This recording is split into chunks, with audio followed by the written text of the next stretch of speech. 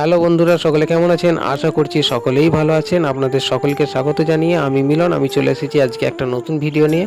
হ্যাঁ বন্ধুরা, আমি চলে এসেছি আজকে আরামবাগের বয়েজ স্কুল মাঠে। হ্যাঁ বন্ধুরা, আর এই বয়েজ স্কুল মাঠেই কিন্তু জগদ্ধাত্রী পুজোর জন্য যে মণ্ডপটি তৈরি হয়েছে সেটি কিন্তু কাশী বিশ্বনাথের মন্দিরের আদলেই তৈরি হয়েছে এই মণ্ডপটি, বা এখনো তৈরি হচ্ছে। তো বন্ধুরা, সেই ভিডিওটাই আমি আপনাদের সাথে শেয়ার করলাম। যদি আপনাদের ভালো লাগে একটা লাইক কমেন্ট করে অবশ্যই জানাবেন কেমন লেগেছে। তো দেখুন বন্ধুরা, এখানে কিন্তু এখনো কাজ সম্পূর্ণ হয়নি, আর এখানে কাজ চলছে।